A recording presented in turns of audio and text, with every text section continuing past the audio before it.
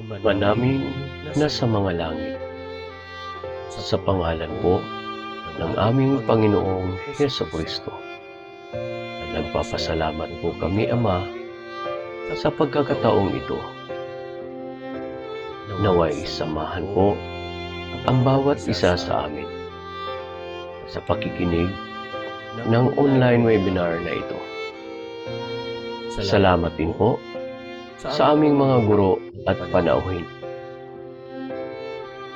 Dr. Federico Habuya at Din Badit Enriquez, na patuloy sa paggabay at walang sawang nagbabahagi ng kanilang mga kaalaman.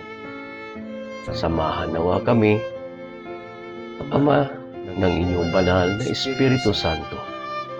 Maraming pong salamat sa pangalan ng aming Panginoong Hesukristo at tagapagligtas. Amen.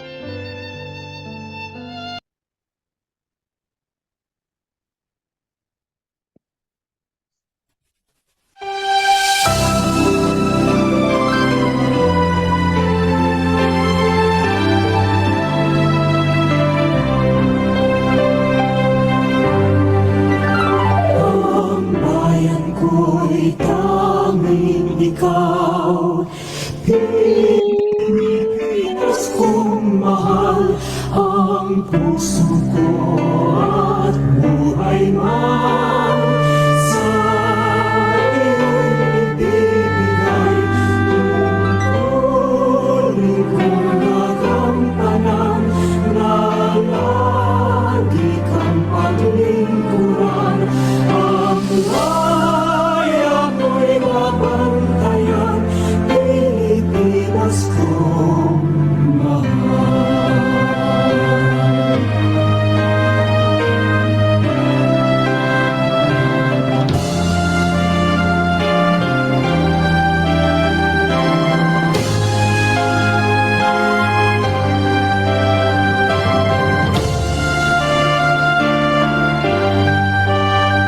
Ang bayan ko'y tanging ikaw, Pilipinas kong mahal, ang puso ko at buhay man sa iyo'y ibibigay. Tungkulin kong nagampanan na lagi kang paglingkuran. Ang laya mo'y babantayan, Pilipinas kong mahal.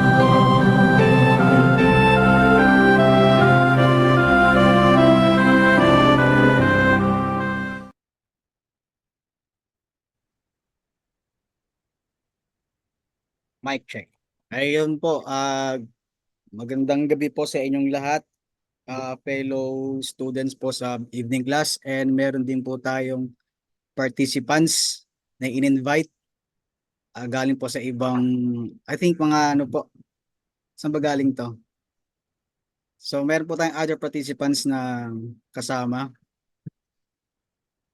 So ayun po, good evening po and welcome po sa ating webinar na pinamagatang Seal of Good Local Governance. Ito pong topic na to ay talaga pong I believe na napapanahon, 'di ba? So kung nakikinig tayo, nanonood ng mga current events na nangyayari sa ating bansa. So ito po yung malaking issue, yung good local governance. So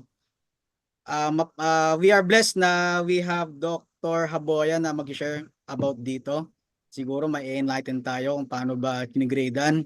And then sa ating pong mga taga-LGU, alam mo naman natin na ito po ay isang pagkilala na ginagawad po ng DILG sa ano po sa mga LGU. So alam niyo naman, 'di ba, na ang Caloocan po ay taon-taon ay nakaka-receive ng ganitong pagkilala. So I think kung di ako nagkakamali, 8 consecutive years na po, 'di ba, na nakaka-receive po ang City of Caloocan by the governance po of simula pa po sa governance o sa pamumuno po ni former Mayor Oka Malapitan hanggang kay sa kasalukuyan pong ating Mayor, Mayor Along Malapitan. So di na po natin patatagalin. So welcome po ulit sa inyong lahat. Sana po makarating pa po yung iba na yung ibang intribi po. Ayan, so dumadami po, may mga pumapasok pa po. So ngayon po, dako na po tayo sa pagpapakilala po ng ating resource speaker. So actually mukhang last week pa po siya ano po excited, kaya lang may mga instances lang din natin na control na di na inaasahan na ano po na resked. So gumawa tayo ng way para matuloy na po, syempre by the guidance of our advisor, Dean Badet Enriquez. So maraming salamat po. So may I call on Miss Ma'am Venus Nabuhay para po i-introduce sa atin ang ating resource speaker. Hello. Yes, thank you, Sir Dan. Good evening, everyone. I'm Venus Nabuhay of EPA ECG 3A, and I have the pleasure of welcoming you to today's webinar. We're excited to have all of you who join us, and even thrilled to introduce our special guest speaker. Our guest speaker will give us a talk about Seal of Good Local Governance, Transparency, and Accountability. He is a project organizer, do an audio-visual presentation of Mayor Oka Malapitan for University of Caloocan City, a task to create campaign ads for better marketability of the candidates in year 2016. He is also campaign speaker of Team Mayor Oka Malapitan year 2013. North and South Caloocan to make a rhetorical campaign statement to uplift the status of candidates among its constituents. In the same year, our guest speaker also became Assistant Director of Community Extension Services Office at University of Caloocan City.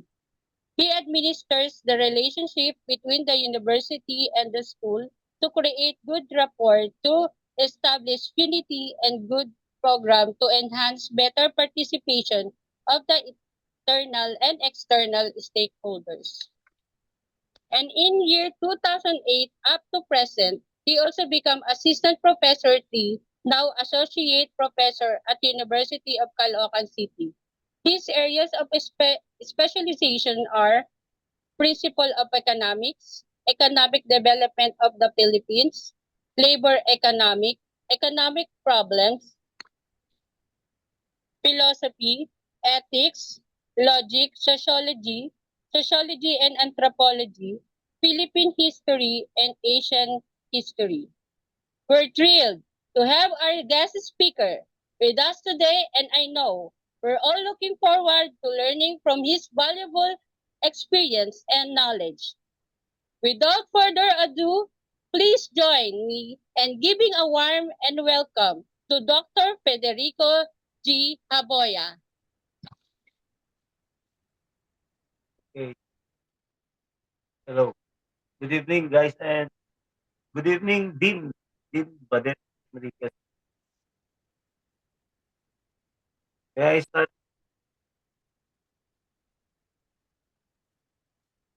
Okay. So this evening we're going to tackle and discuss the seal of good local governance.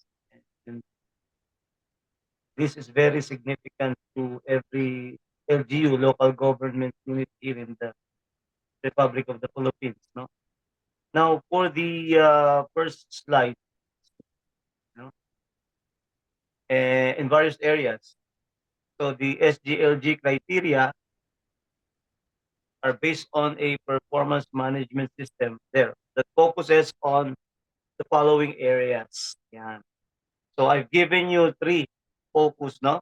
The first one is the governance principle. No, guys, the reason why SGLG is very significant to each and every LGU here in the Philippines is that the SGLG, no, presupposes transparency and accountability. Okay, the first one is what we call as transparency. Dito sa SGLG, pinapakita dito yung pinaka dalawang principle. Unang-una, yung transparency in the government. So, when we talk about transparency in the government, it refers to the openness, no, ng ating pamahalaan, and clarity, accessibility of governmental action. Tapos kasama rito yung decisions and processes sa publiko. Lagi niyong tatandaan yun, no? Openness, clarity, accessibility of governmental actions, specifically the decisions and processes to the public. So that's why we call it transparency. No, kaya nga pag sinabi nating transparency, SGLG pertains to documentation. Documentation that you are doing something, no? Doing something. Gumagawa ka, pero yan ay documented. So there's a paper trail. So it ensures that the citizens have access, guys, to the information they need to understand how decisions are made, how resources are allocated. Always remember that. How the resources are allocated by the government, the local government, how policies are implemented. So transparency is a fundamental principle of the democratic governance. Ulitin ko ha. So when we talk about transparency, it is the fundamental principle of democratic governance. That's transparency. And it is considered to be the key. No, it's a key to fostering accountability. Magkasunod yan, no? Accountability, trust, and participation in the political system. All right? So magkasama yan. Pag meron transparency, susunod na dyan yung accountability. No? It's always lagi silang magkasama. Transparency and accountability. All right? So ano ba yung mga key aspects, no, of transparency in the government? Why do we have this SGLG? Unang-una, there must be an access to information. Kaya nga, if you are going to notice, no, if you are going to the City Hall, lahat naman ng City Hall yan, no? Caloocan, Malabon, Navotas, Valenzuela, makikita ninyo, guys. Doon sa kanilang pinaka-billboard, makikita nyo, doon nakapaskil yung mga transactions, no, na nangyayari. No, makikita niyo yan. Even pati diyan sa COMELEC, no, lahat yan nakalagay sa billboard nila yan. Yung mga papel na ganyan kakapal, pinapaskil yan. So that we can have an access to the information. So ito, governments must make this information about their activities readily available to the public. No? Kung sinong may gustong malaman kung ano yung nangyayari sa ganitong ahensya, no? Yun ay readily available. And that is transparency. Alright? Gusto mo pumunta doon sa isang ahensya, isang department, at gusto mo makita kung ano yung nangyari doon. Doon makikita mo may papel doon, doon sa labas ng pinaka-department. Mayroong mga report. May makikita kayo mga papel, no? Folders doon. Doon makikita nyo. And it shows that there is transparency. Always remember that. So, include doon yung budget. Yan, yung budget, spending, yan. Policy decision, legislative action, at marami pang iba. Alright? Now, another thing is that if we're going to talk about transparency, it also pertains to open decision-making, no? Decision-making processes, especially those that affect citizens directly and should be conducted in an open manner. Public accountability. Ito pa yan, yung public accountability para sa mga government officials and institutions, no? that they must be accountable for their actions, no? Transparent systems of reporting and oversight allow citizens to track government performance. Okay, so that's under transparency. And if we're talking about accountability after the transparency, no, accountability tayo, no, it pertains to what we call, no, itong accountability to the obligation of the public officials, institutions, and agencies to explain their action, decision, no, una action, then decision, and their policies to justify their use of public resources. Okay? Public resources. Kaya nga, if kamukha niyan, mananalo ka ng SGLG, it only presupposes talaga na ikaw ay naging magaling sa pamamahala, no, sa ating lokal na gobyerno. Dito lang sa SGLG, local government. Ano? So it ensures that those who are in power, they are answerable to the public for their actions, no? And that they are held responsible for any misconduct, negligence, or failure to perform their duties effectively. Right? So that's the accountability that we're talking about. Okay? And that's very significant.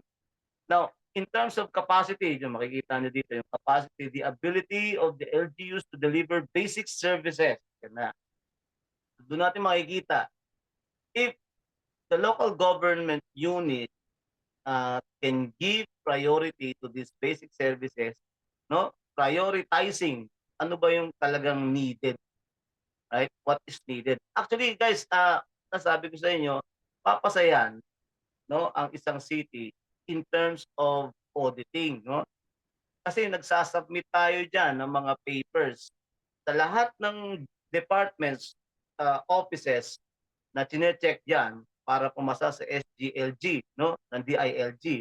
Kasama diyan yung COA, no, yung Commission on Audit. So chine-check 'yan. All right? So ibig sabihin, if you pass the SGLG, pumasa ka. All right? Even in doon sa Commission on Audit, you also pass, right? Sila nagbibigay ng what they call that. Sila nagbibigay ng susi para pumasa ang isang lungsod, no? Pag sinabi ng COA, the DILG, okay, they pass kasi we've already audited, we've already checked, no, lahat ng accounts niyan, every departments and the offices. So thereby papasa yan. But if there's a problem, no, isang katiting lang, mamaya makikita ninyo kung ano yung mga categories na yun. Kahit isa lang, bumagsak doon, wala na. Right? So meaning to say, talagang napakaganda ng pamamahala dito sa lungsod na ito. Alright, so in performance, the accomplishment of plans, fund utilization, and frontline service delivery. Yan. Sa performance ng city, no, yung accomplishment ng mga plano na yan, pati fund utilization and frontline service delivery, yan ang pinaka-focus natin. Makikita natin mamaya, isa-isa. Saan ba nilagay yan? Saan ba inaayos yan? Kasi 10 yan eh. 10 category, 10 assessment yan ng SGLG. Okay? So for the next slide, you will notice, Mr. Amante, for the next slide, there. So the SGLG criteria for 2023 are based on 3+1. Right? So once upon a time, it's 3+1, no? Let's try to understand this. The 3+1 principle noong 2023. It requires LGUs to pass all 3 core areas and at least 1 essential area. So 3+1. Yung mga core areas na yan ay ang financial administration and sustainability. Then we have the disaster preparedness and safety, peace and order. So yun yung pinaka-core areas, yun yung pinaka-tatlo na dapat prioritize ng local government, no? Yung financial administration and sustainability, napaka-importante niya. Mamaya papaliwanag natin kung bakit. Then disaster preparedness and peace and order. Safety, peace and order. Tatlo yan, ano? Yan muna 3 cores na yan, area. Sumunod dyan yung essential area. Ano ba yung mga essential areas niyan? Social protection and sensitivity, business friendliness and competitiveness, and environmental management. Doon sa mga nabanggit na yan, no, sa mga essential areas, dyan tayo pipili ng isa na pwede nating isama doon sa tatlo. No? And there are also areas that the SGLG assess. Andyan yung health compliance and responsiveness, andyan yung sustainable education, tourism, heritage development, culture and arts, at saka yung youth development. Right? So SGLG originated from the Seal of Good Housekeeping. Oo nga. So before we start with the Seal of Good Local Governance, it started first with the Seal of Good Housekeeping. Tawag diyan Seal of Good Housekeeping before it became the Seal of Good Local Governance, right? Piloted siya 2010, itong Safe Good Housekeeping. Then the SGLG aims to challenge local governments to continue good governance practices while providing better public services. Alright? So kasi noong 2010, no, itong Safe Seal of Good Housekeeping, itong SGH, ito ay only what they call that, for the municipalities only, the provinces, no, ginagamit. Okay. Ngayon, so para daw maging mas maganda ang competition, para mapaganda yung pagpapalakad sa local government unit, ito ay ginawang SGLG, Seal of Good Local Governance, from Seal of Good Housekeeping. Okay? So from SGH, naging SGLG siya. So makikita nyo sa diagram, tignan yung diagram. Yung next, ayan. The diagram shows that, so makikita ninyo, noong 2010 to 2011, no, ang kasama lang dyan ay yung 4th to 6th income class LGUs. Right? Yan yung mga local government unit. You will notice yan ay sa mga probinsya, no? Mga, andyan yung mga component city, independent component city, no? Alright. So makikita ninyo, absence of negative commission on audit findings in the LGU financial statements and compliance to full disclosure policy which pertains to transparency. Right? That was 2010 to 2011. Then enters, no, the 2012 to 2013. So nagkaroon tayo ng additional 2 criteria, right? Compliance to the Government Procurement Reform Act and anti-red tape report card survey of the Civil Service Commission.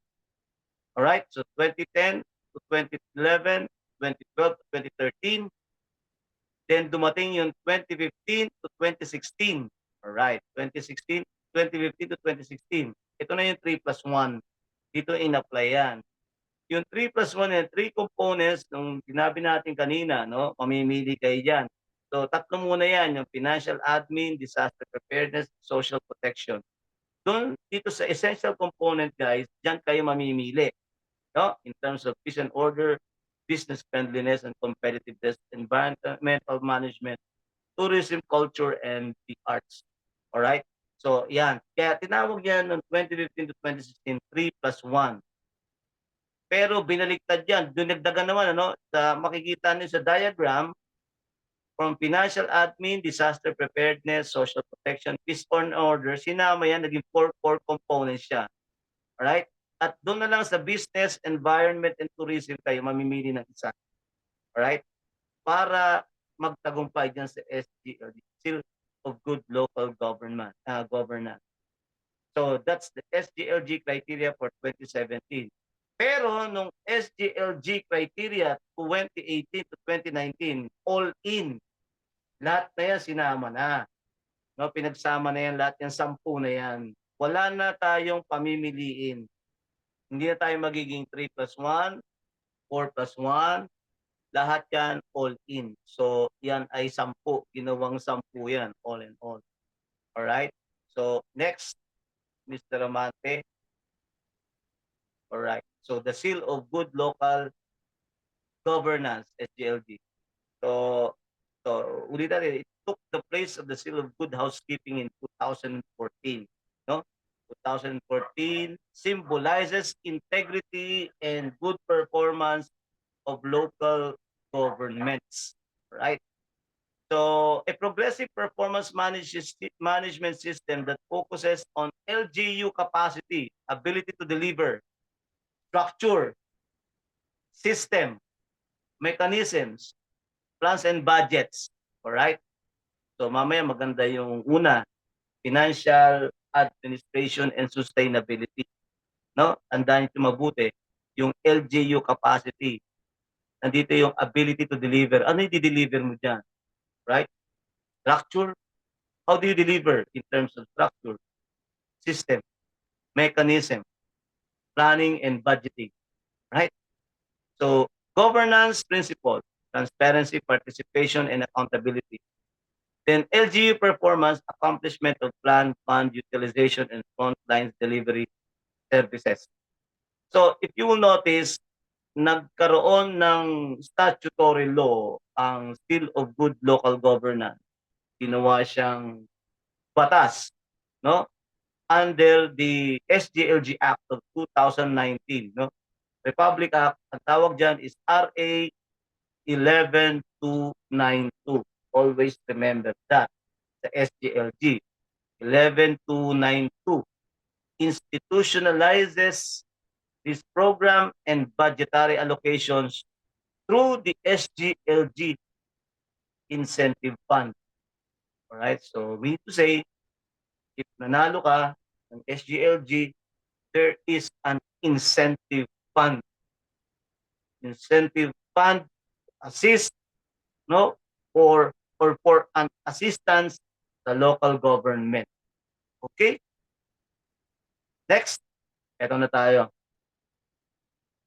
The financial administration and sustainability. Okay. Kaya nga, sabi ko nga, if we're talking about the local government unit, there are a lot of factors, no? There are a lot of assessments, no, of how are you going to handle, no, the leadership in a certain local government unit. Dapat alam mo. Kaya ito kamukha to, itong SGLG na tayo guys, na ito. Once na matapos natin lahat ng 10 na to, alam nyo na kung saan natin ipo-focus. Kung tatakbo kang mayor, ano ba yung magiging plano mo, mga plataforma, dapat alam mo yung SGLG. Kaya nga itong sabi ko sa mga students ko, no, dapat pag tumakbo ka, may platform ka at nakategorize yan.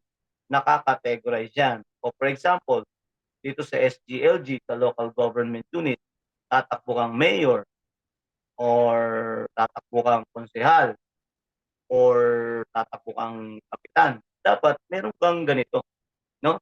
Dapat meron kang 10 areas na to. Kung saan, doon mo ipapattern ang iyong platform. Pero sinasabi ko sa inyo guys, yung pinaka-core niyan is paper trail through paper trail. Kaya nagiging SGLG. Hindi ka naman pwedeng kumilos nang walang ebidensya. So, bawat kilos mo, bawat programa at proyekto mo, mayroong nakalaang mga black and white papers yan, may mga trail yan, na yun ang ipapasa mo sa DILG in terms of checking. Aside from the DILG, nandyan din yung Commission on Appoint, what they call that, Commission on Audit. Okay? So, dito, under the Financial Administration and Sustainability, as a mayor, dapat you must know what is the economic status of the city. Right? Dalawa lang yan production and consumption. Dapat you must also look at the microeconomic and macroeconomic condition of the city. Right? Dapat, alam mo yun, malawak yung pang-ano mo nun, yung pag-unawa mo dyan.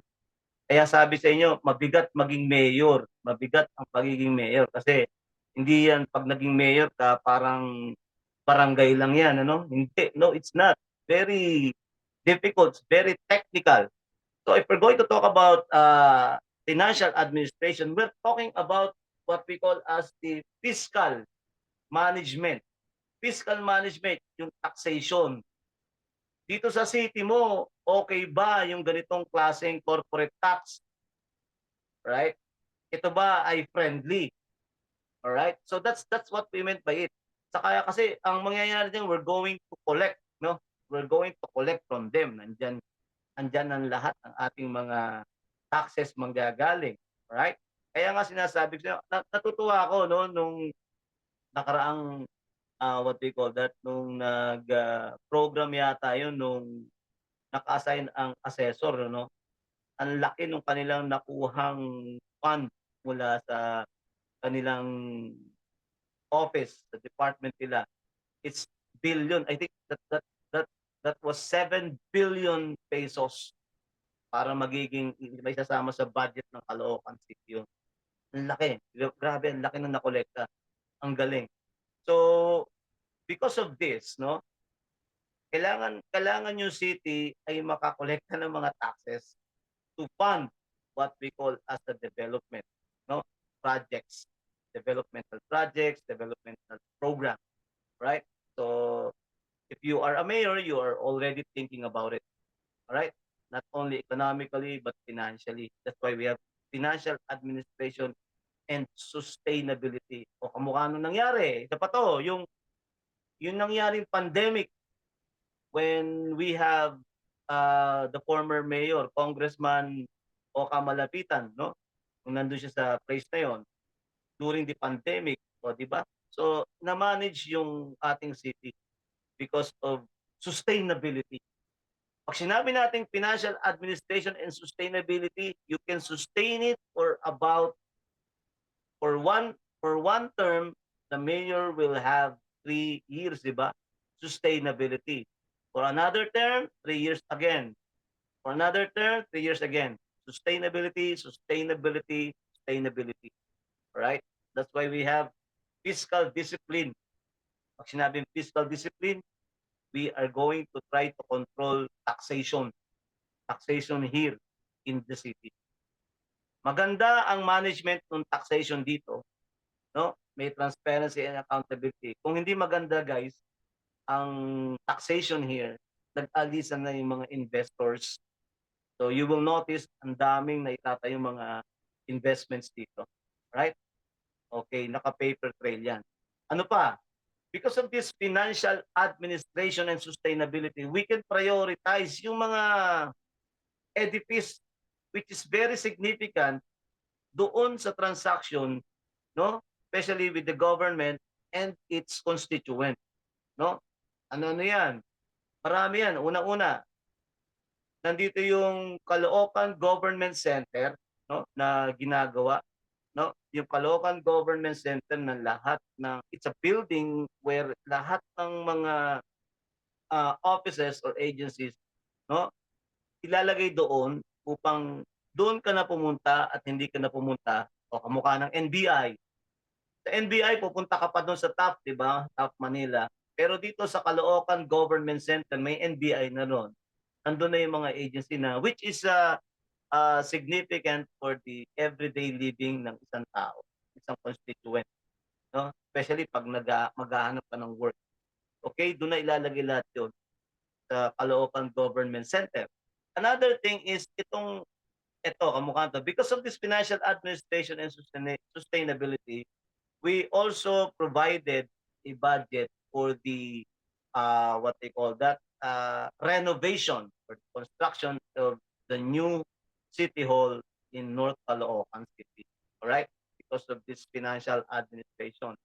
Kung hindi maganda ang administration ng finance natin, hindi natin kayang gawin 'yan, no? Ang mangyayari diyan, utang tayo ng utang. No? Utang tayo ng utang. Umuutang tayo pero we can sustain it. Pero mahirap yung manggagaling yung budget mo, utang ka na ng utang. Ngayon hindi. Dahil meron tayong mga collections on taxation, kaya na-augment, no? Maganda ang management talaga. Next is ito, kamukha nito, yung we also have a building, no, na tinatayo itong Hall of Justice, no, katabi ng Caloocan City Hall. Meron din dito yung College of Medicine and Health Sciences. Grabe, no? Yung UCC College of Medicine and Health Sciences. Itong facility na to ay very, kung makikita niyo yung pinaka-plano niyan, talagang it's a dream. But the thing is, it will be realized. Siguro baka by the next 2 years or next year, it will be realized. Makikita niyo siya doon. Kasi there is no impossible if you have a political will, right? Under this, no, financial administration and sustainability, we have capital. Thereby, we can sustain it. That's why we can build that what we call as UCC College of Medicine. Another thing here is that we also have PUP Caloocan building, no, being built dyan sa may bagong silang. We also have the columbarium and crematorium. Guys, mahal yan. Very expensive. Pero the Caloocan government, no, managed to build this columbarium and crematorium. We also have the legislative building. If you will notice, yung legislative building dyan sa Lumang City Hall, maliit, napakamaliit. No? Pero sa paggawa tong legislative building, kaya tayo gumawa ng legislative building dahil ang ating legislative branch dito sa Caloocan City, siya ay na-awardan ng, doon sa mga hindi pa nakakaalam, na-awardan siya Local Legislative Award. Alright? Local Legislative Award, and this legislative laws attainment of desirable socio-economic and environmental outcome. So, local legislative award, nanalo tayo sa buong Metro Manila. Alright? So, nakakataba yun, no? Kaya nagkaroon tayo, gumawa tayo ng separate building for the local legislative branch of Caloocan City. Pinapaliwanag ko sa inyo ito kasi nga, guys, those are buildings built, na-built siya because of the good financial administration and sustainability. We also have what we call as the residences. Ito, kamukha nito, no? Itong panahon ni Mayor Along Malapitan, talagang ang ganda ng kanyang sustainability, no? Para sa mga constituent doon sa mga walang bahay, no? Sa mga illegal settler, sa mga informal settler. So nagkaroon ng bankers residence and deparo residence. Biruin nyo yun. So grabe. Bighani. Talagang ang mga mamamayan ng Caloocan ay nasa magandang kamay, no? Nasa magandang pamamahala, no? Dahil siguro ang inaano kasi ni Mayor Along, no, wala nang squatter sa Caloocan City. Lahat ng mga illegal settler ay talagang bibigyan ng mga pabahay, no? Kaya meron diyan mga homeowners association, laging napaka-busy yan, ano? Napaka-busy ng, nagulat ako kasi dati iba, hindi ganyan eh. Ngayon ang busy, yung pinaka-head diyan si Dr. Rodrigo Dantay, no? Yung naging speaker niyo, napaka-busy, grabe. Minsan nakikita ko, nakakatakot kasi halos sa City Hall na nakatira yan, si Dr. Rodrigo Dantay, no? Grabe. Alright, action man talaga. Okay, so yan yung sa financial. Kaya sa financial administration, kung ikaw ay tatakbong mayor at wala kang alam in terms of budgeting, on how to budget, you cannot plan the sustainability of a certain local government unit. Bakit? Unang-una, i-check yan ng COA, ng Commission on Audit. No? I-check yan, i-audit din yan. There is a percentage. No? A percentage yan. Dapat masustain mo siya. Alright? There's the percentage which is 70 to 80% per annum. Na dapat ganyan yung financial administration and sustainability. You can manage it para yumaman lalo yung iyong lungsod. Alright? Kaya siguro you're going to wonder, ang daming business establishment dyan na nagtayuan na. Kamukha ng nakakagulat, di ba? Unang-una yung SM Sangandaan, Center Point. Then after ilang years, SM Grand Central. Diba? Oh my goodness. Then after a year, nagkaroon na naman ng SM City Mall sa North. O di ba? So ang daming pagbabago kaya nakaka-shock no na dati hindi ganyan. All right, so that's financial administration and sustainability. Okay, the next thing is yung disaster preparedness. Ano? Disaster preparedness. Now, under disaster preparedness, we try to prevent and prepare for disasters, whether it is natural or human-induced, no, to strengthen resilience. All right. So this is very difficult talaga itong disaster preparedness kasi, guys, wala naman disaster pa eh. But the thing is, you must invest. You must make an investment in preparation kung ano man yung mangyayari in the near future. So, the mayor must assess. Kaya dapat ito kamukha dito sa area na to, no? Dapat ikaw kung mayor ka, ina-assess mo, tinatansya mo kung ano yung pwedeng mangyari, kung ano yung, 'di ba? Grabe, it's very difficult. Pero Mayor Along malapitan he invested, the local chief executive invested dito sa disaster preparedness, no? Kaya yung ating Caloocan City Caloocan City Disaster Risk Reduction Management Office talagang kumpleto na yung kanilang facility, no? Kumpleto yung facility, ang dami, meron pa silang mga radar diyan na ginagamit, grabe. So, iyan yung ating disaster preparedness. Saka ito pa, meron pa. Gumawa din sila ng alert and monitoring center, no? Itong hotline. Ito yung 888 Along, yung 25664 kung patatawag. So, meron pa yan. Dapat within 5 to 10 minutes, re-respond yan. No? Parang 911. Yung 888 Along, re-respond yan. 5 to 10 minutes. Yun ang target ng ating Disaster Risk Reduction Management Office, no? Na pinamumunuan ni Sir James Lau at Sir Alex Nadorata. Okay? At isa pa, nagkaroon sila ng Gawad Kalasag, no? Nagkaroon sila ng Gawad Kalasag, guys. So, atong Gawad Kalasag na ito ay binibigay ang award na ito para sa excellence, no? It's an excellence award for the disaster risk reduction management and humanitarian assistance. Lahat ng city may ganyan.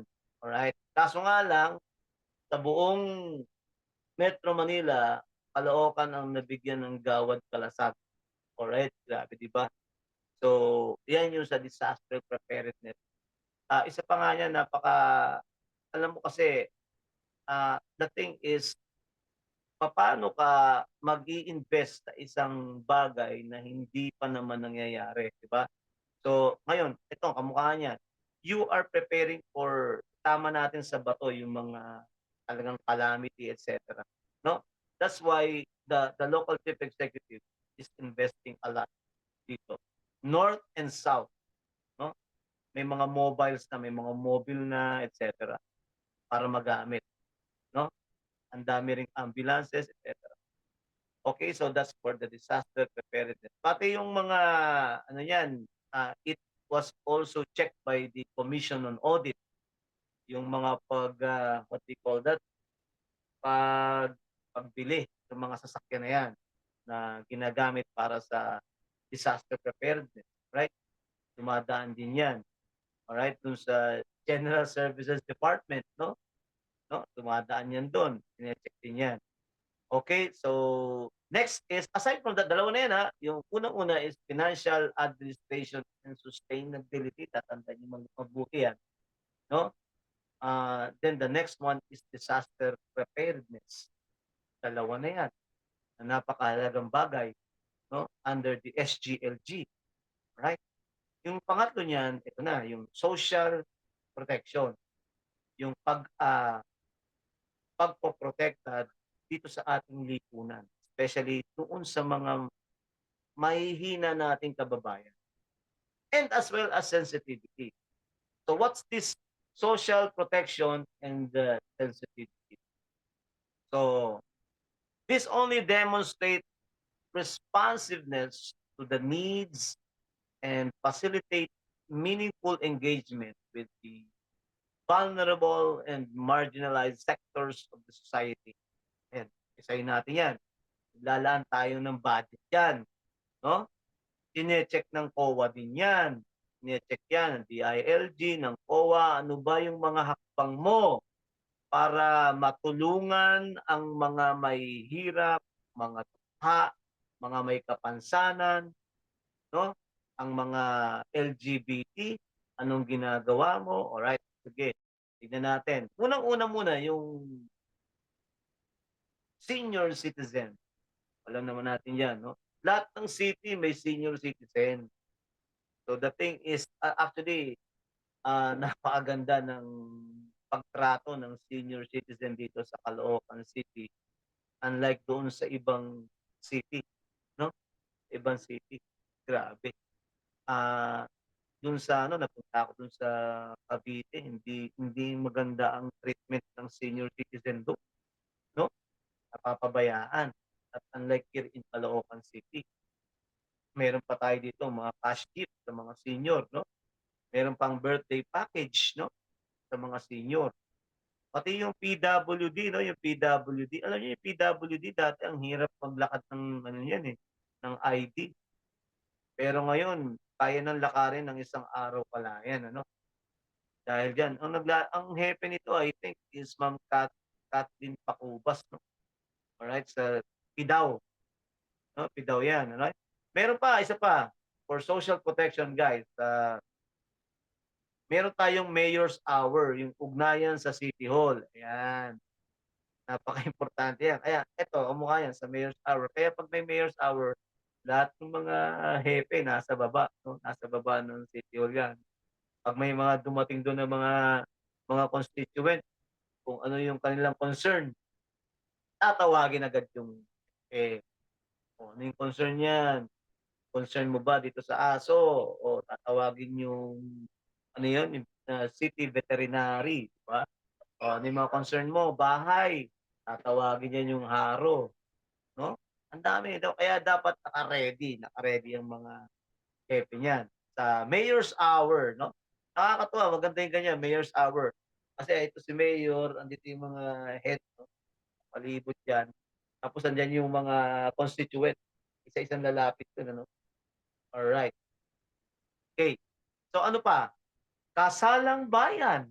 May kasalang bayan pa yan, ano? Ito pa yung anti-sexual harassment test. Ito yung sa yung sa IAS internal audit, no? Sila yung pinagsusumbungan ng taong bayan diyan kung may mga problema.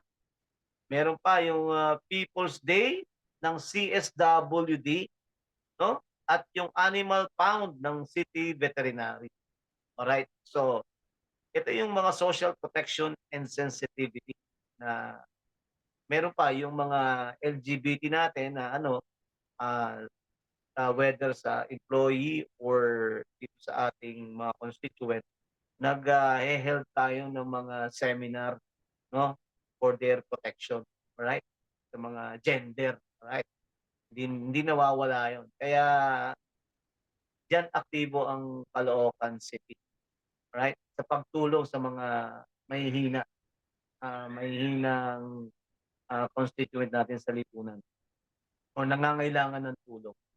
Next, after social protection and sensitivity, kaya sinasabi ko sa inyo guys, itong mga to, kasi lahat yan binabudgetan yan. No? Everything, lahat yan, naka-budget yan.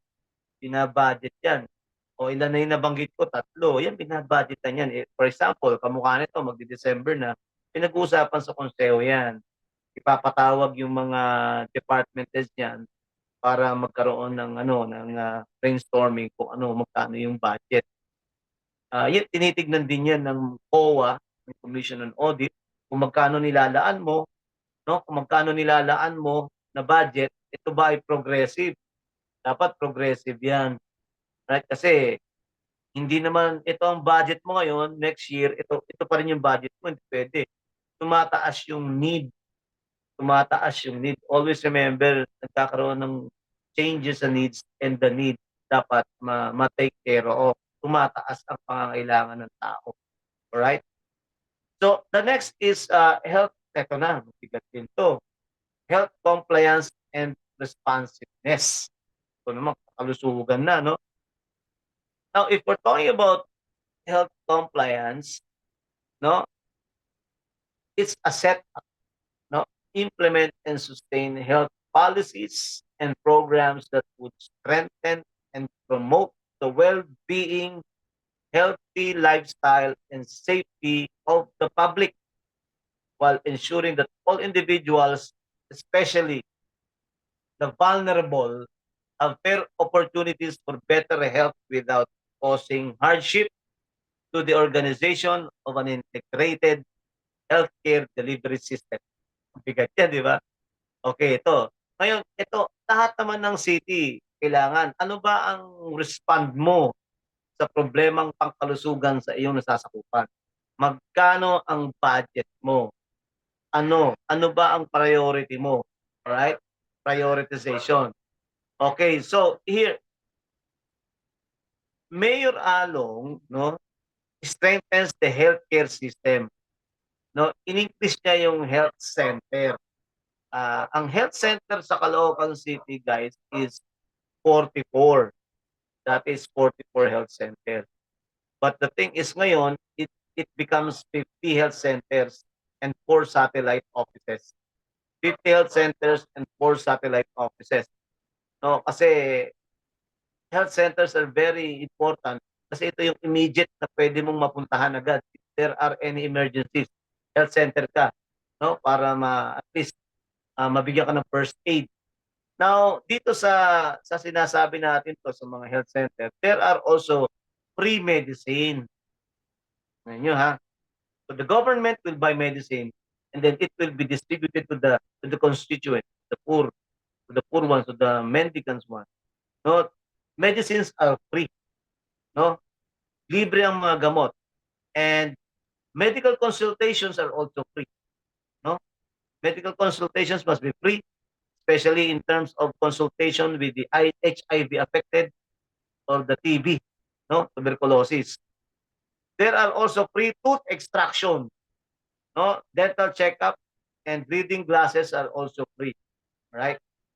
Especially actually aside from the health centers, ang nabibigay nito yung People's Day, no? Sa People's Day meron din ganyan sa mga mobile city hall, guys. So, ulitin ko lang sa bawat health center, no, na nakalocate sa ating lungsod, north and south.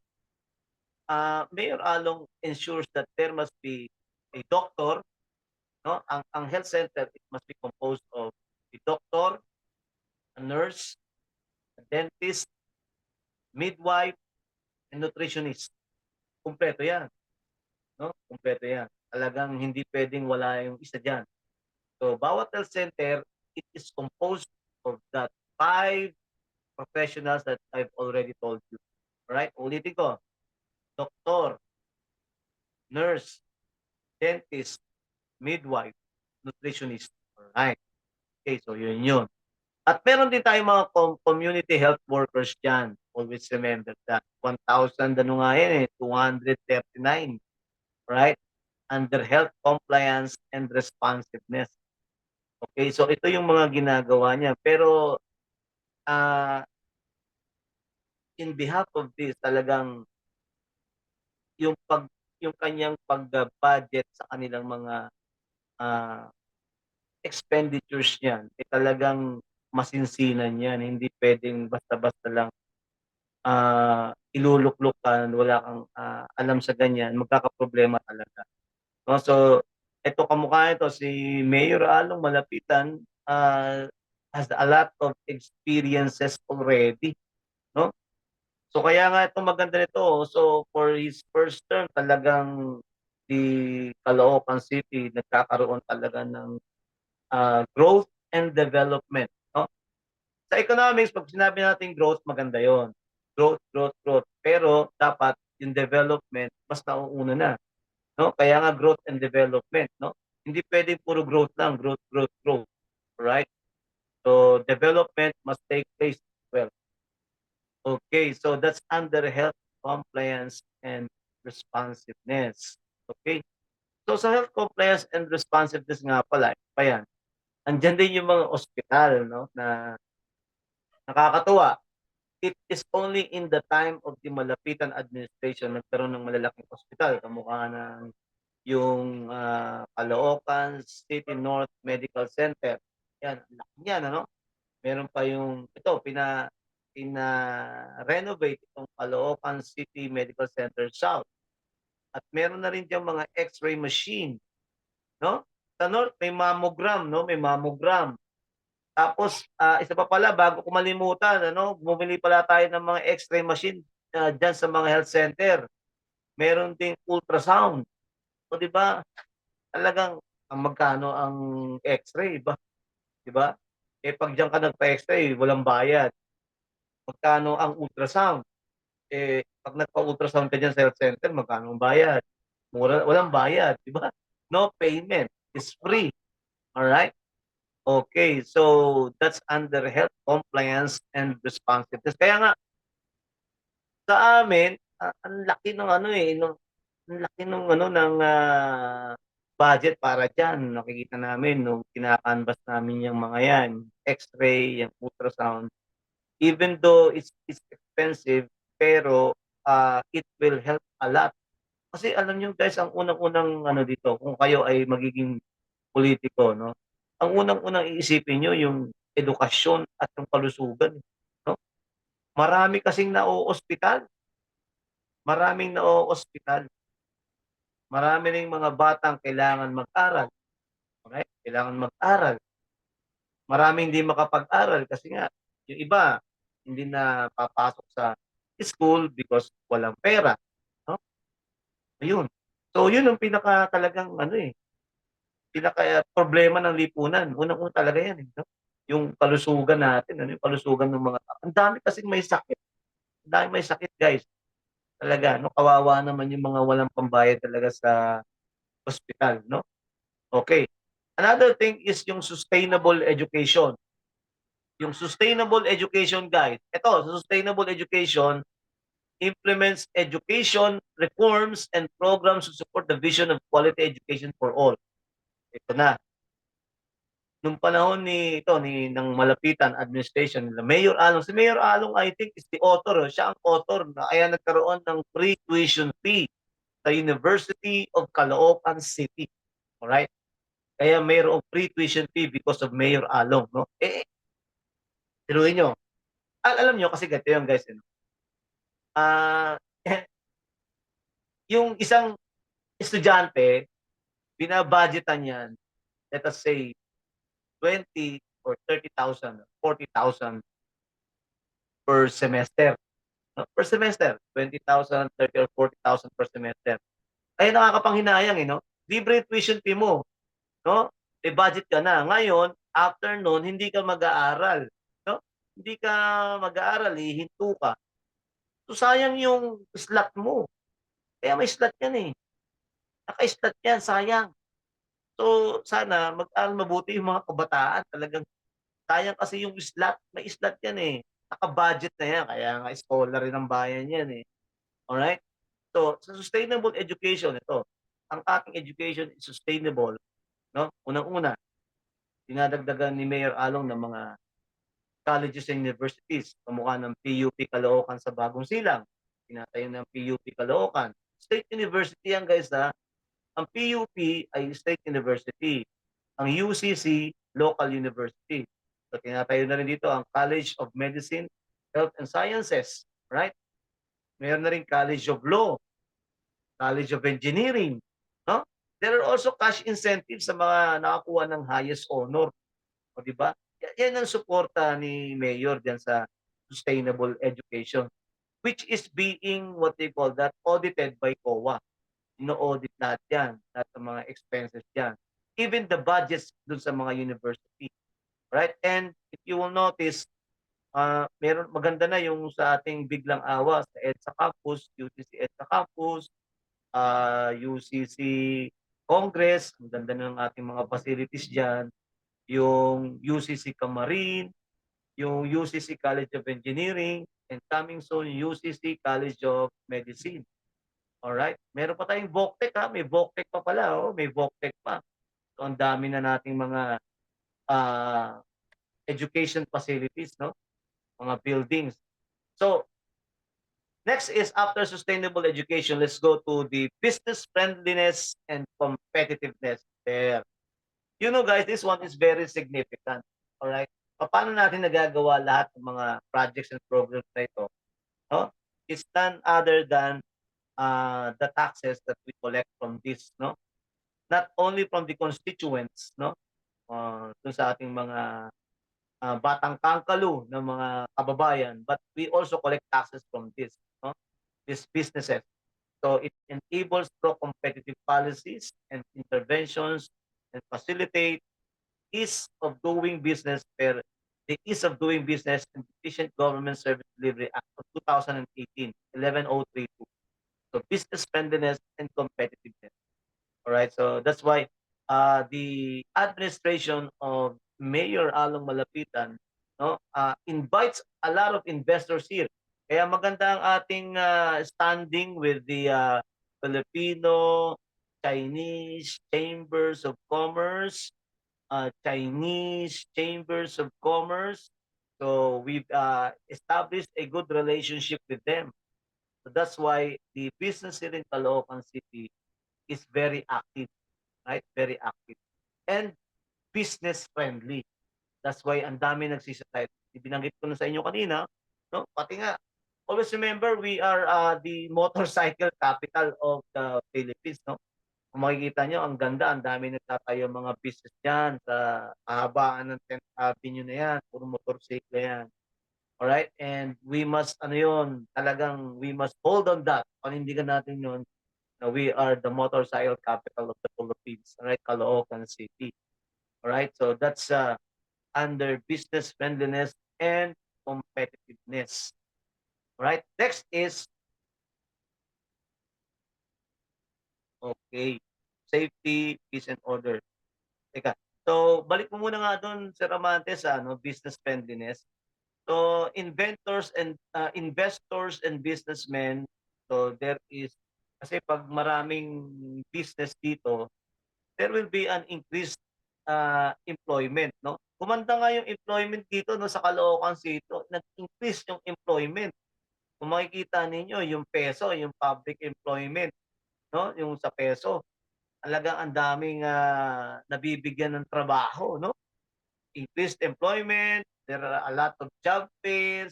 Alam nyo kaya maraming job fairs kasi maraming business dito.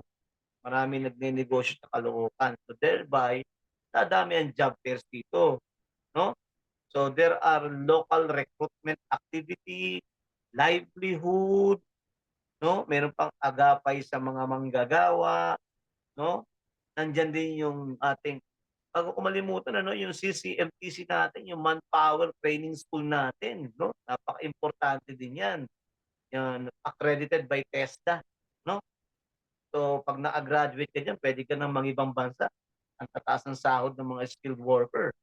Guys, then, under business friendliness and competitiveness, nalimutan ko to kanina sabihin sa inyo, na sa Metro Manila, tayo ang kauna-unahang merong Kadiwa Bagsakan Center. Nakalocate yan sa Bagong Silang. Sa atin nagtayo, no, ng Kadiwa Bagsakan Center diyan sa Bagong Silang. Kauna-unahan yan, guys, sa Caloocan.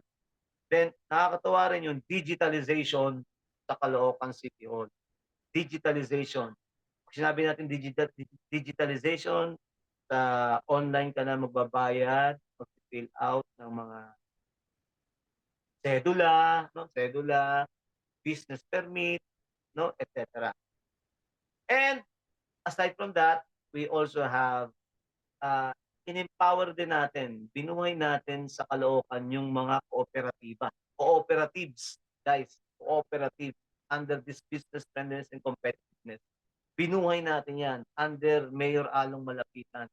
Kaya kung makikita ninyo, ang dami na naman dyan, ano? Ang dami mga nagtitinda dyan sa City Hall Complex, pati dun sa sa Old City Hall dati na nakolocate, yung pinaka-plaza ron, meron din mga nagtitinda. Binuhay po. Okay. Next is safety, peace, and order. Yeah. It protects the constituents from threats to life and damage to property. Ano na? Alright, so ang ating city ay nakipagkaisa sa Philippine National Police, no? So, pero before this, unahin muna natin yung kay Sir J. Bernardo, no? Yung kanyang PSTMD. Meron silang task force disiplina, no? Task force disiplina para maging ligtas ang lahat ng constituent dito sa ating city, North and South. Meron tayong task force disiplina sa pangunguna ni Sir J. Bernardo ng PSTMD. Tapos, aside from that, mapapansin ninyo, ang dami ng pinailaw na kalsada ni Mayor Along, no? To have peace and order for safetyness. There are 600 street lights, no? 600 na ang napapailawan niya rito na kalsada. 600 street lights, no? There are also what else? Mayor gave mobile patrol units to the Caloocan City Police Station. Kaya yung Caloocan City Police, no, sa buong Metro Manila, no, itong Caloocan City Police natin, they are the best police station for anti-drug operation. From PNP. Sa Caloocan, for Metro Manila, tayo ang best, no, police station for anti-drug operation. And most number of wanted person arrested, best tayo. The most number of wanted person arrested. We are also the best for most number of confiscated firearms, no? And isa pa, yung ating KADAW, yung Caloocan Anti-Drug Affairs Office, no? We are pursuing for a drug-free Caloocan City. Drug-free under that safety, peace, and order. All right. The next one is environmental management. Yan. No, pang 8 to, no? Environmental management. Safeguard and preserve the integrity of the environment through adaptive social responsibility. Yan na. Ayan, itong mga nilalatag ko dito, guys. Bawat category na ito, dito ka dapat gumawa ng platform, no? If you know this, no? Ito, dito ka kukuha ng plataforma mo, no? Alright, kumuha itong environmental management. Meron tayong environmental police, deputized, no? They are deputized, they are the one who implements city ordinance number. Ito, ano ito? City ordinance number 0407. Ito pertains to solid waste management system. No, sila ang nagbabangard yan, right? Itong environmental police. Ito CEMD to, guys. CEMD. Then sila rin yung nagbabawal, bawal magtapon diyan, no? So pinatutupad nila yung City Ordinance 0753, right? Ito sila ang nagkakaroon ng cleanup drive sa kalsada, kanal at estero at nakapagtanim sila ng 1,200 trees, no? Dito sa ating lungsod, particularly dyan sa North Caloocan. Alright? So yan ang environmental management. Lahat ng mga sinasabi to, guys, may kaakibat ng mga expenses na nire-report yan doon sa COA. Alright? Lahat ng mga yan. Kaya naging SGLG awardee tayo. Dahil aside from these programs and projects, it is properly documented. Alright? Another thing yung tourism. Ito, tourism, yan. Nandyan yung mga parks natin, yung Amparo Nature's Park, no, yung monumento natin si Bonifacio, yung Bonifacio Monument diyan as our isang tourist spot, no? Pinagaganda nga rin yung Amparo, yung ano pa, yung Beno Park, meron pa tayong People's Park, alright? Yan, isa yan sa mga project yan, alright?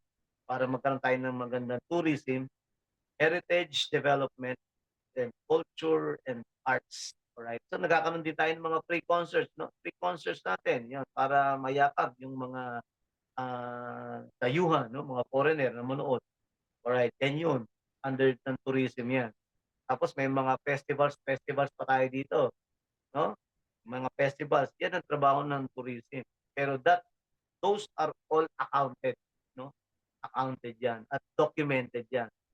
Next is the last one will be the youth development tayo, youth development. Alright? Sa youth development naman, guys, yan, it stimulates meaningful participation of youth in local governance and nation building. Tandaan ninyo, ang majority population dito sa ating lungsod ay none other than the youth, no? Yung ating mga kabataan. So actually, last year, 2023 in Southeast Asian Games, no? Sa Cambodia, no? Ito, may nanalo, karate, swimming, mixed 800-meter medley relay, men's 50-meter to 100-meter backstroke, etc. Jiu-jitsu, no? E-games crossfire, alright? Kaya these are all accounted and nagkakaroon dito ng funding, binabudgetan to para ma-pursue natin yung talagang gustong mangyari natin sa mga kabataan natin na maging makilala sa ibang bansa, no? We also have sports clinic here and interbarangay league. Meron din mga batang Kangkalu kids camp, alright? Kids camp, alright. So, yan, yung 10 na yan, tandaan niyo mabuti guys, 10 yan. Do not forget that.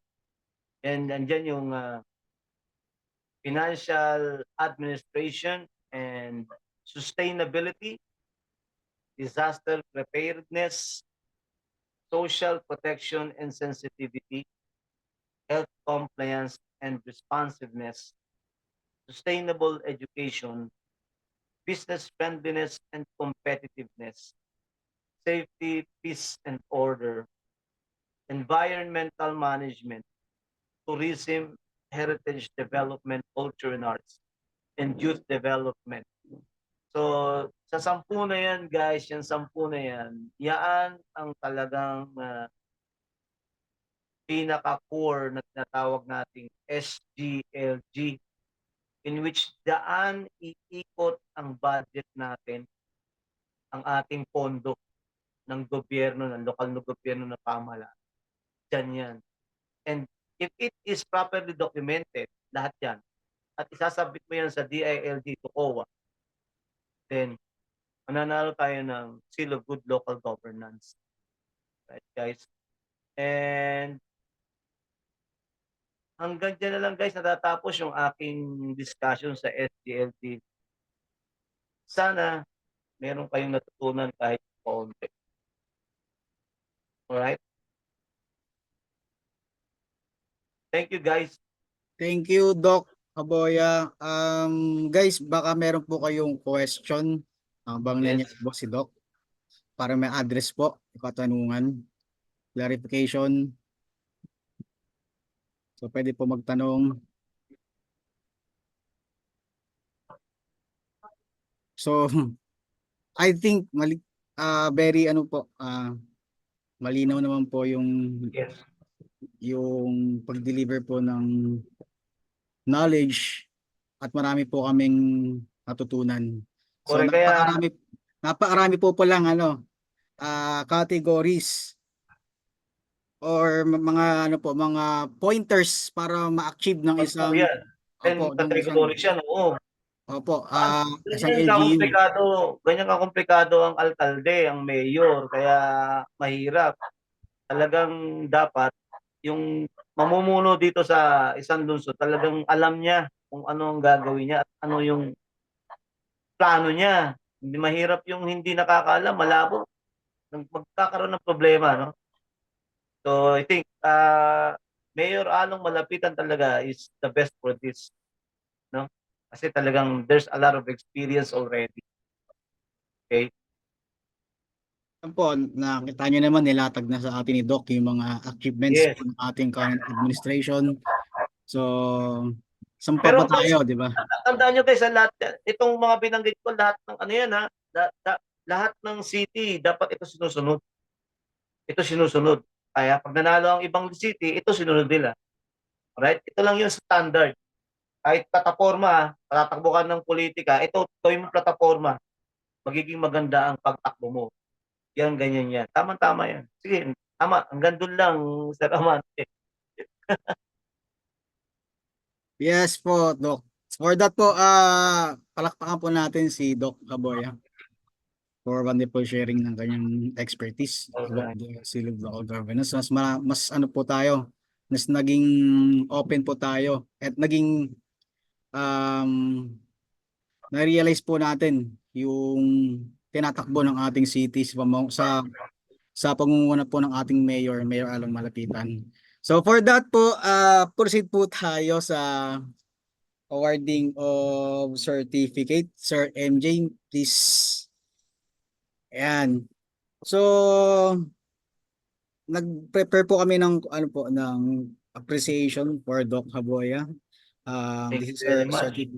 certificate of appreciation is awarded to Dr. Federico Haboya, Doctor of Philosophy, for sharing his valuable knowledge as the guest speaker on the topic Seal of Good Local Governance, Transparency and Accountability during the BPA ECG webinar tonight, November 25, 2024, given this through online platform Zoom.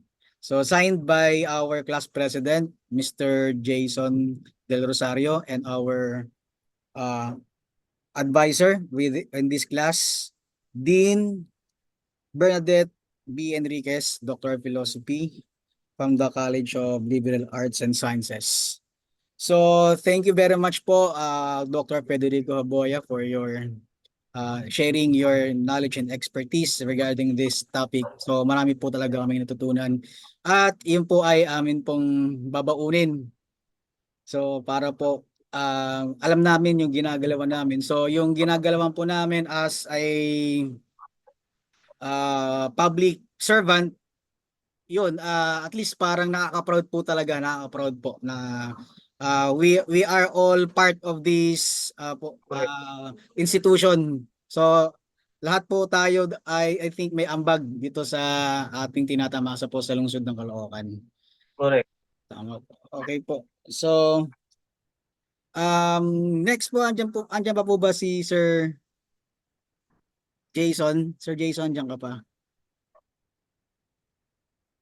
Ayun, wala na.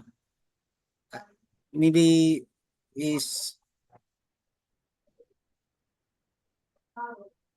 sige po, ano ba? Ay, andyan namin siya.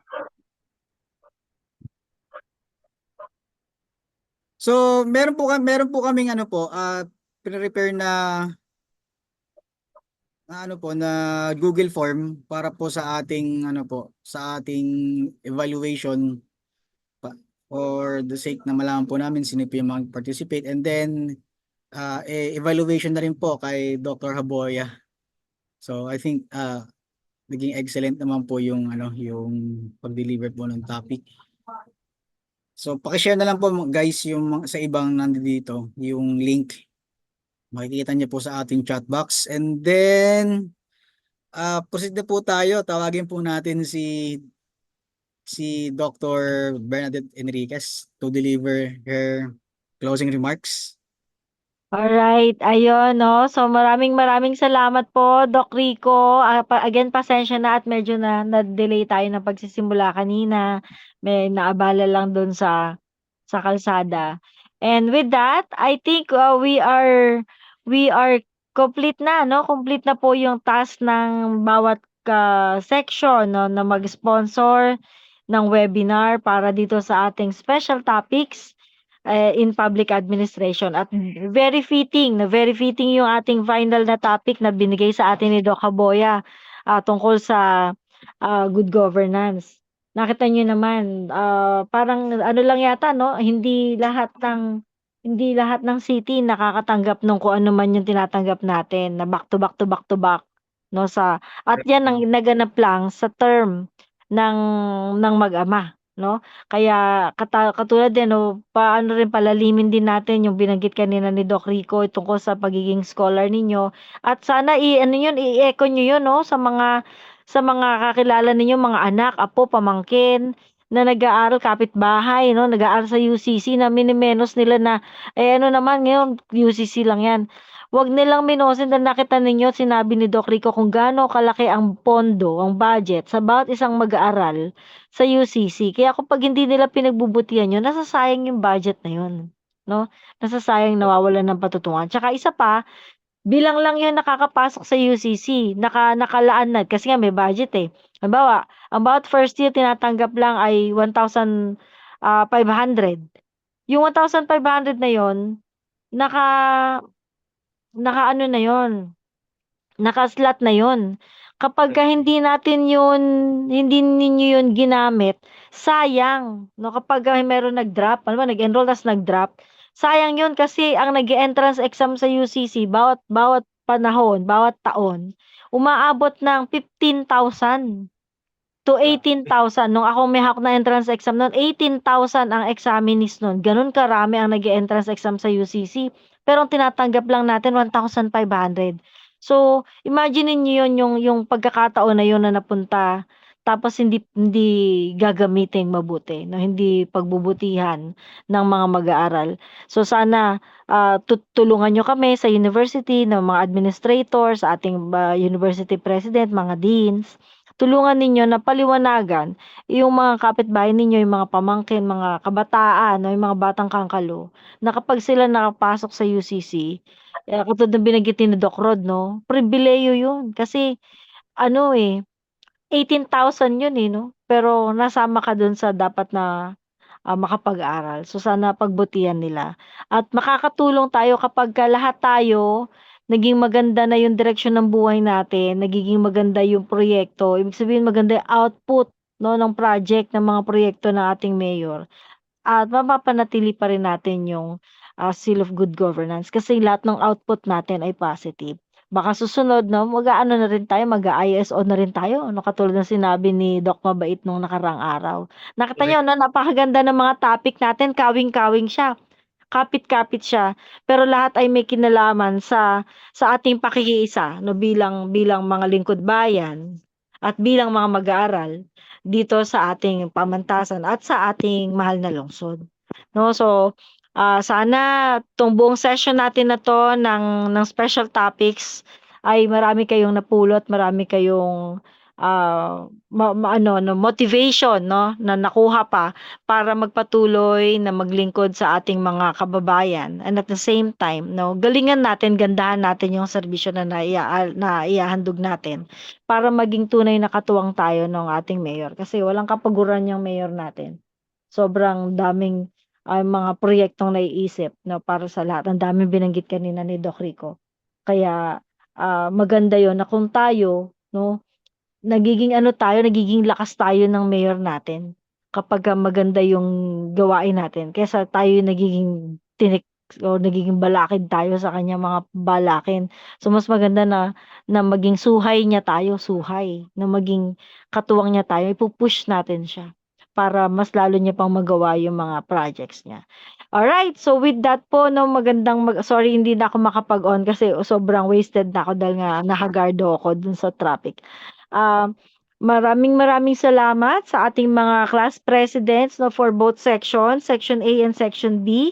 Sa mga bisita natin na mga employees and mga BPA students din, no, kung meron mga iba pang mga NMPA students or public administration, masteral students na guest natin ngayong gabi. Maraming salamat po sa inyong pagpapaunlak at hari nawa ay magkita-kita tayo, no, at magkaisa tayo sa paglilingkod sa ating mga kapwa lalong-lalo na sa pangunguna ng ating mahal na mayor. Yun lamang po, maraming salamat, magandang gabi sa inyo lahat. Thank you, Doc. Nagpicture na ba Picture kayo? po. Hindi pa O po. yung mga Online andyan pa po po, picture. paki-on cam na lang po. Lapit ko pala. Ayan.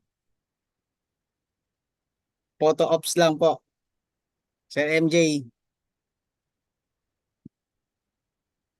Yan, andyan pa si Doc.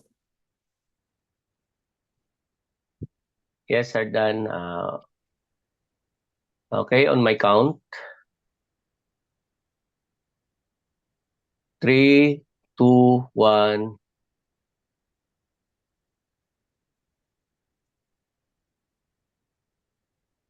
Okay po. Thank you very much. Alright po. Maraming salamat po for participation. So sagot po kayo sa evaluation po natin. Thank you, Doc. Thank you, Thank you, Doc. Doc. Aboya. Thank you, Aboya. Alvin. Congrats 3A. Thank you po. Thank you, Doc. Thank you, Ay po. classmate. Ingat pa, ingat. Congrats sa inyong lahat. Maraming salamat. Thank you, Dean. Thank you lahat. See you.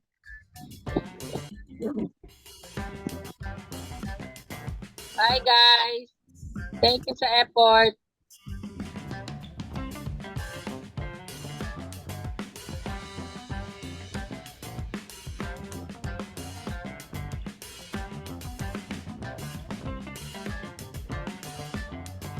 Thank you rin dun sa mga student ng CCMTC.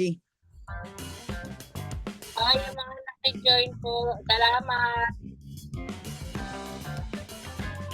Thank you po. Salamat po sa inyo.